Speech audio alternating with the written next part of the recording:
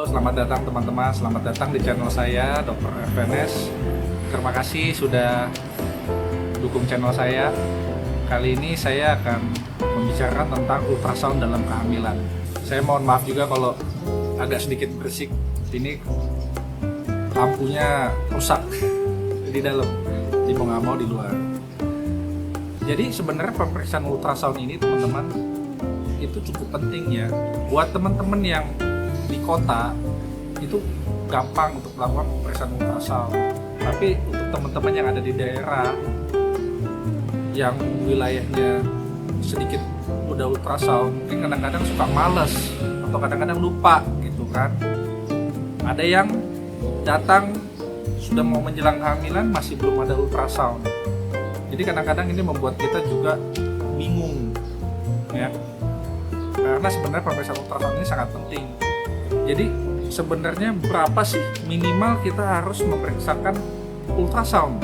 Jadi pemeriksaan ultrasound yang dibutuhkan minimal adalah 3 kali, trimester pertama, kedua, dan ketiga.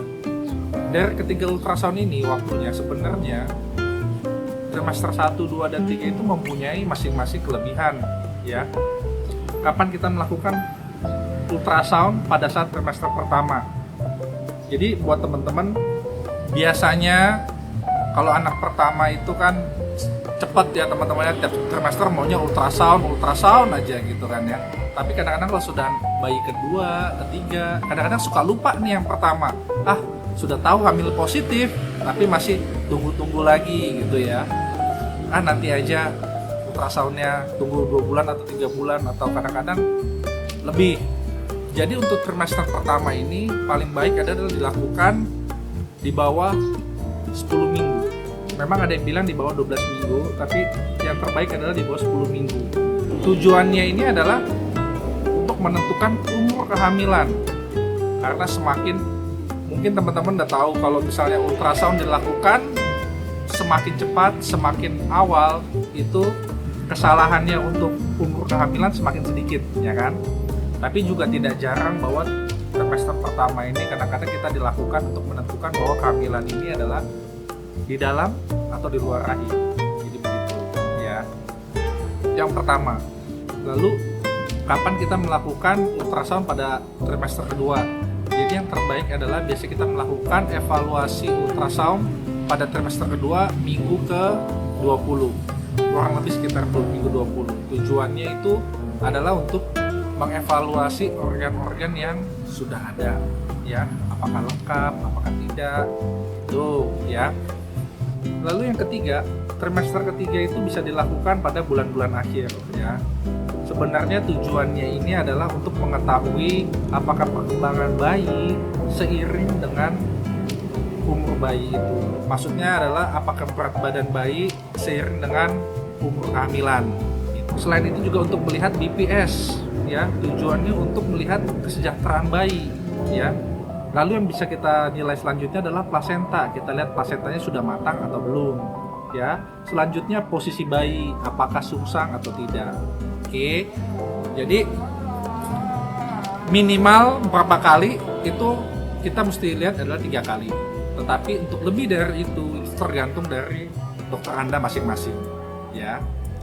Jadi pada intinya adalah saya mau memberitahu untuk teman-teman, jangan kalau misalkan hamil suka lupa sama anak kedua atau ketiga ya, apalagi yang juga yang di daerah gitu ya, sudah anak kedua ketiga makin lupa ya.